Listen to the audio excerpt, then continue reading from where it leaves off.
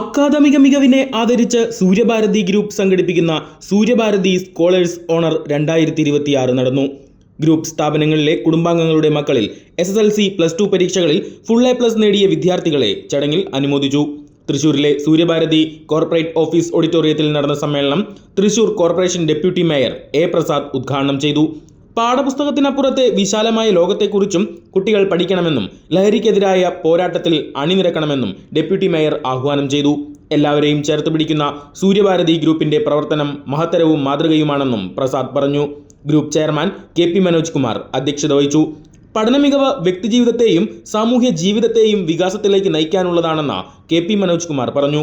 വിദ്യാഭ്യാസ മികവിനെയും വിദ്യാർത്ഥികളുടെ കഠിനാധ്വാനത്തെയും അംഗീകരിക്കേണ്ടത് ഓരോരുത്തരുടെയും കടമയാണെന്നും വ്യക്തികളിലൂടെ സാമൂഹ്യ മാറ്റമാണ് സൂര്യഭാരതി മുന്നോട്ട് വെക്കുന്നതെന്നും അദ്ദേഹം വ്യക്തമാക്കി.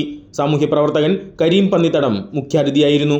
സൂര്യഭാരതി ഗ്രൂപ്പ് സംരംഭങ്ങളുടെ മേധാവികളായ P. Santhosh Kumar, CG Ashokan, KV മധു, ചിന്തു സതീശൻ, ഇന്ദിര വിജയൻ, ബാലൻ കണിമംഗലത്ത്, അജിത് കുമാർ, K. കേശവദാസ്, താര അതിയടത്ത, ബിജു ആട്ടോർ തുടങ്ങിയവർ സംസാരിച്ചു.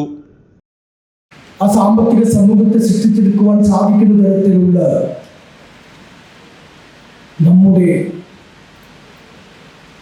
കാഴ്പാടുകൾ അല്ലെങ്കിൽ ദൈവത്തിന്റെ കയ്യൊപ്പുകളായി നമ്മുടെ വിദ്യാർത്ഥി സമൂഹത്തിന് വളരാൻ കഴിയും.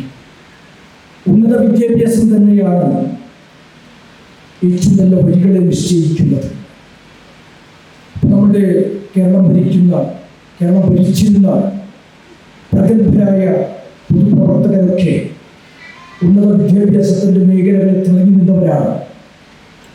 നമ്മുടെ ആ കേരളത്തിനകത്ത് നമ്മുടെ സംസ്കാരമുണ്ട്, വിദ്യാഭ്യാസ സംസ്കാരം.